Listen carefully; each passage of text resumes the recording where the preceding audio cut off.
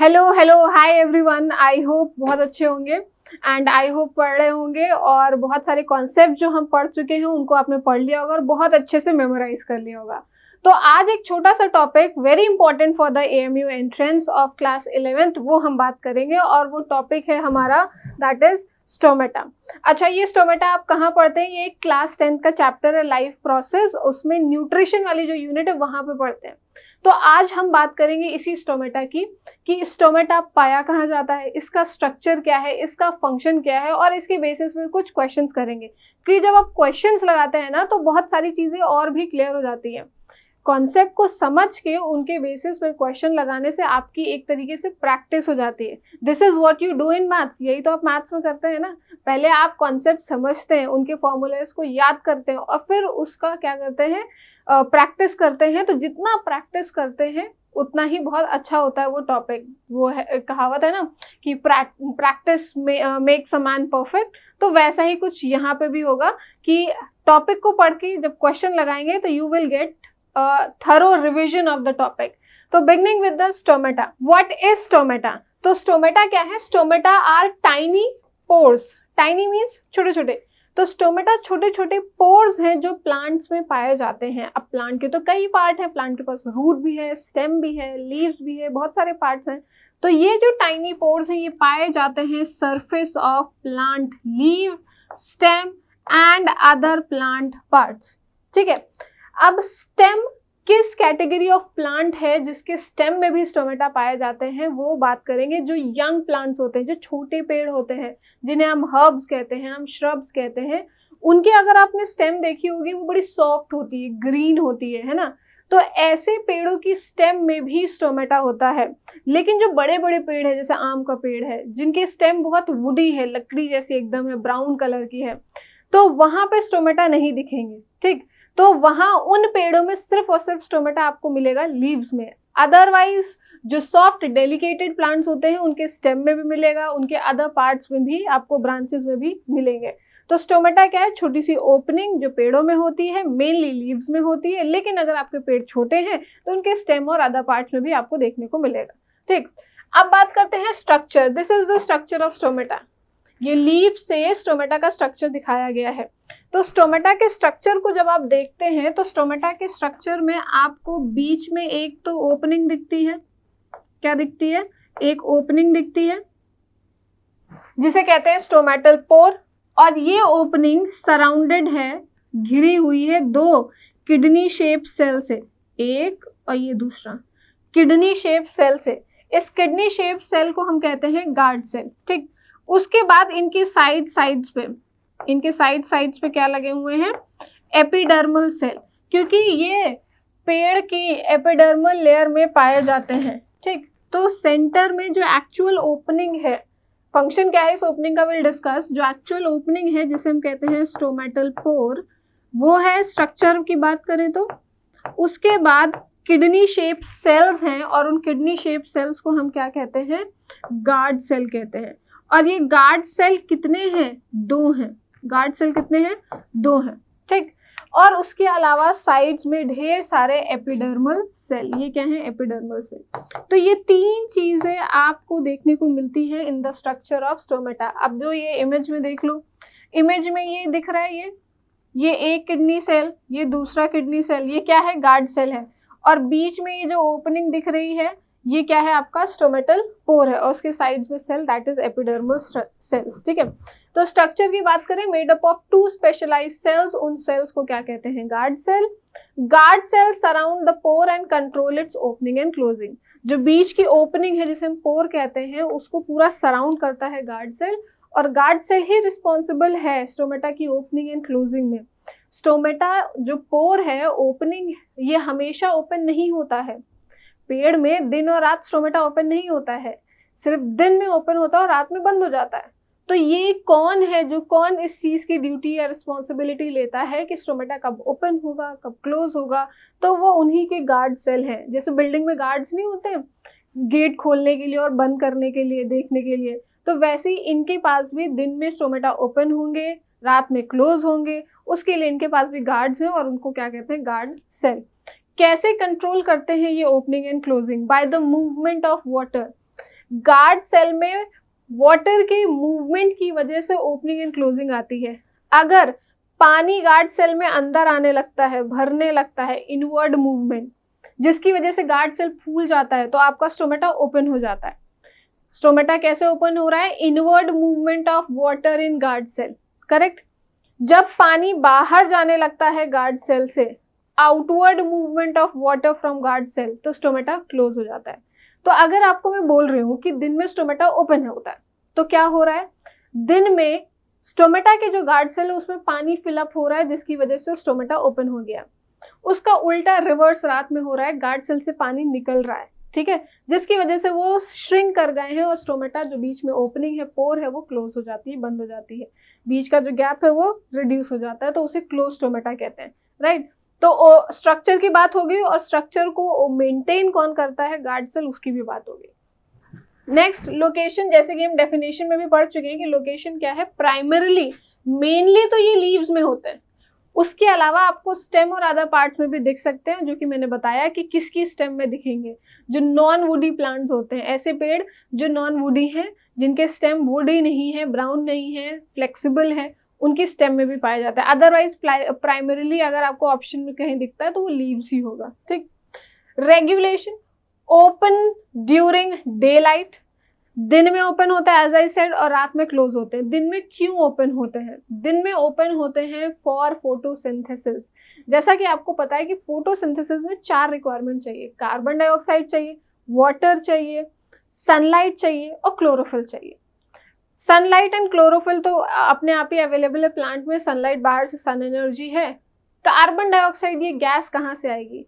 तो ये जो ओपनिंग है, छोटी छोटी ओपनिंग से लीव्स में, इन्हीं से ही गैस अंदर आती है। और जो दूसरी गैस फोटोसिंथेसिस में इवॉल्व होती है, हमें मिलती है, वो क्या है? ऑक्सीजन। वो ऑक्सीजन पेड़ से बाहर कैसे जाएगी, पेड़ की पत्तियों से बाहर कैसे जाएगी? इन्हीं ओपनिंग से।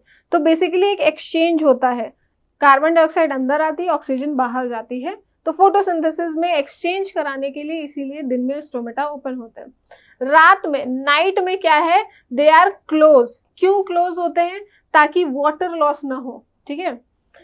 अगर स्टोमेटा ओपन होगा तो हमें पता है एक्सचेंज ऑफ गैसेस होंगे, लेकिन साथ साथ पानी का लॉस भी होता है, जिसे हम ट्रांसपायरेशन कहते हैं। पानी का लॉस कैसे होता है? देखो, पेड़ तो कोई छांव में रहते नहीं है, धूप में रहते हैं। धूप में क्या हुआ? उनको हीट मिली, उनकी बॉडी के अंदर जो पानी है वो वेपर बनेंगे, और वो वेपर बन के क्या है? निकल जाएंगे। कहाँ से निकलेंगे? स्टोमेटा से, है ना। अब रात के टाइम में स्टोमेटा क्लोज है, लेकिन फिर भी उनके जो वाटर हैं ड्रॉपलेट्स के फॉर्म में बाहर आ सकते हैं या वेपर के फॉर्म में बाहर आ सकते हैं, इसीलिए वो क्लोज रखते हैं, ठीक है। तो और बहुत सारी चीजें हैं जिसका ध्यान रखते हैं वो लॉस ना हो। अब आ जाते हैं फंक्शन पे। एज आई सेड, स्टोमेटा के टाइम पे ये क्या करते हैं? Gases exchange. कौन कौन सी 2 गैसेस हैं? ऑक्सीजन आउट होती है उस टाइम पे, और कार्बन डाइऑक्साइड इन होती है, ठीक। ये गैसेस एक्सचेंज होता है स्टोमेटा से। उसके बाद वाटर रेगुलेशन भी। वाटर रेगुलेशन मतलब एक वाटर वेपर लॉस ना हो। दिन में धूप आ रही है, ठीक। अब पेड़ में जो पानी है वो वेपर के फॉर्म में निकल जाएगा। अब मान लीजिए ये पत्ती है आपकी, और यहाँ ये स्टोमेटा की ओपनिंग्स है, पेड़ के अंदर पानी है, ये धूप की वजह से वेपर में चेंज होगा।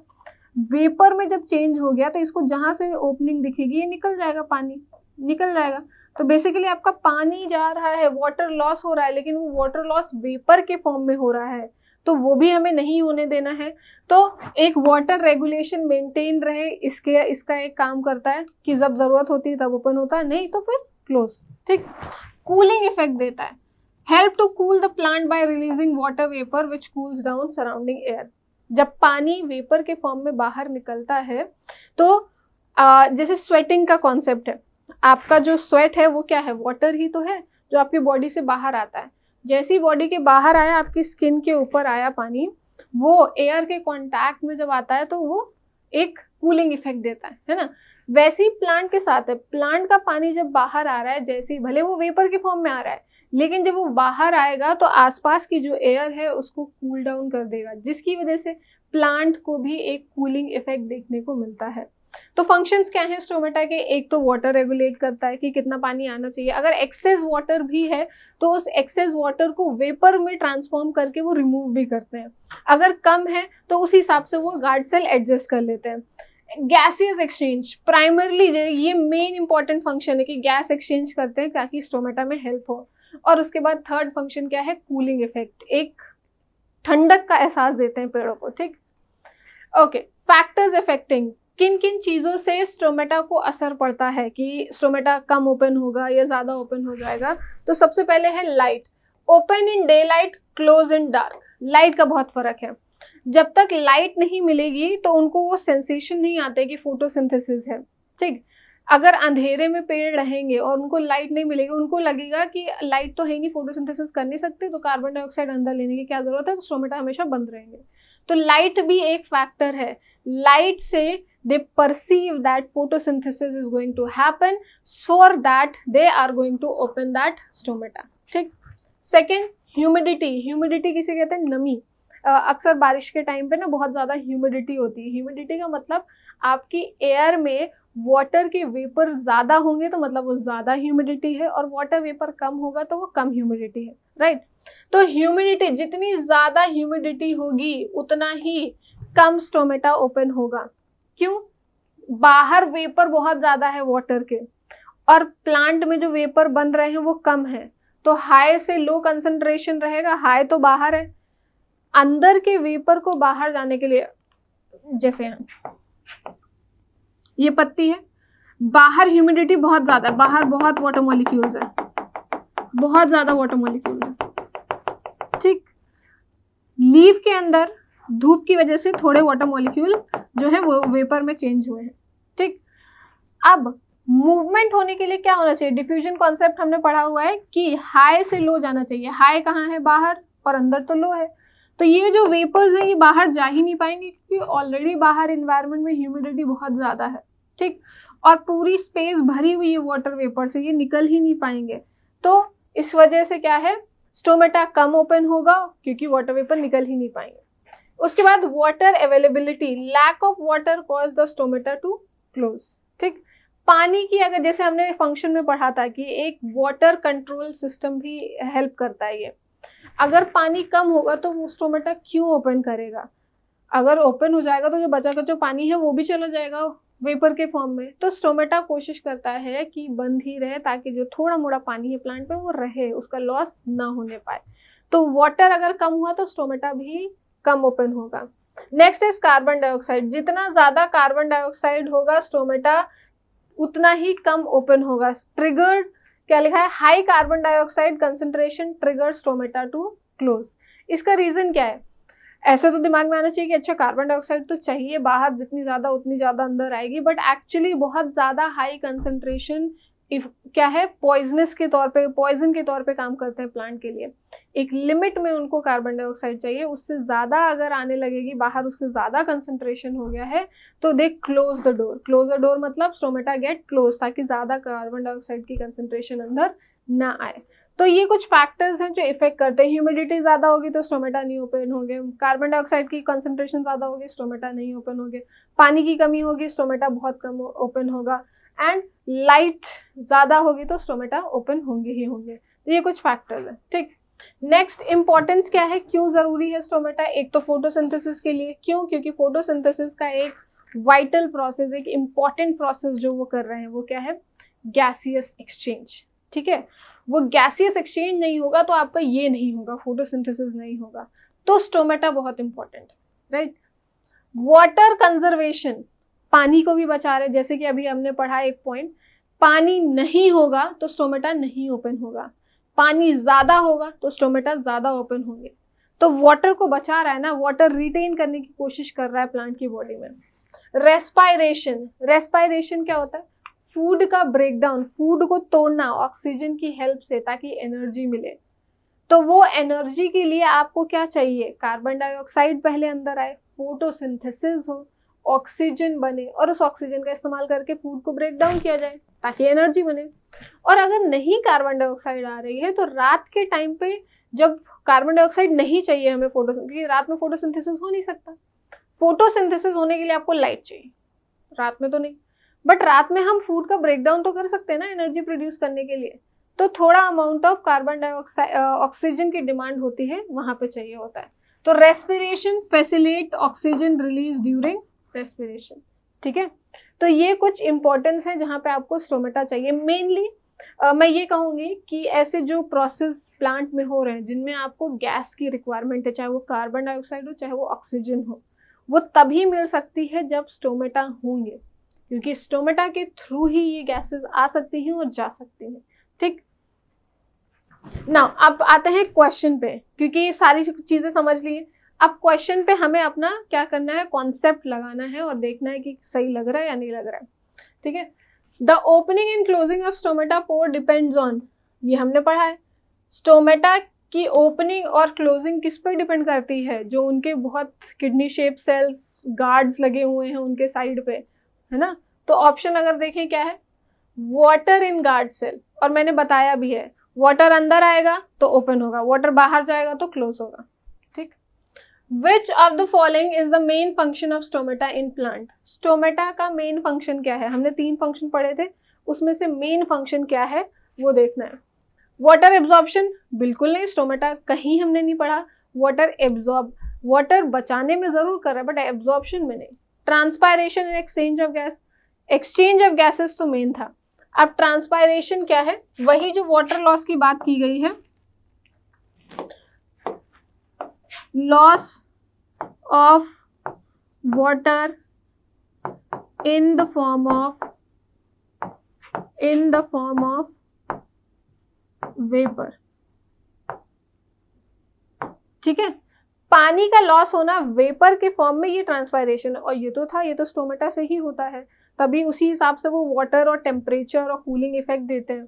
तो ये क्या है, आपका आंसर होगा ऑप्शन 2, ये 2 मेन फंक्शन है स्टोमेटा के, ठीक। नेक्स्ट आते हैं, the opening and closing of stomata are controlled by, again वैसा ही कुछ क्वेश्चन है। ओपनिंग एंड क्लोजिंग किसके हाथ में है, जो उनके आसपास है, और उनके आसपास वाले सेल को क्या कहते हैं, गार्ड सेल। तो आंसर क्या होगा आपका, guard cell. Next, when do stomata generally remain open, stomata कब ओपन होते हैं। स्टोमेटा फैक्टर्स पढ़े थे ना, कौन सी चीजें जो स्टोमेटा को ट्रिगर करेंगी, जो बढ़ावा देंगी कि ओपन हो। तो उसमें सबसे पहला पढ़ा था आपने लाइट, लाइट ज्यादा होगी या लाइट की प्रेजेंस होगी तो स्टोमेटा ओपन हो जाएंगे। और वो कब होता है, दिन में होता है या रात में होता है, तो लाइट होती है हमारी दिन में, तो ड्यूरिंग द डे। आंसर क्या हो जाएगा, ऑप्शन 2, दिन में स्टोमेटा जनरली ओपन होता है, ठीक। तो ये रहा हमारा छोटा सा एक टॉपिक, दैट इज स्टोमेटा।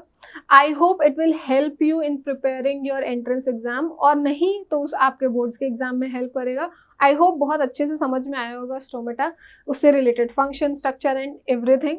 तो if you like this video, do write your feedback in the comment section and subscribe our channel. Thank you everyone.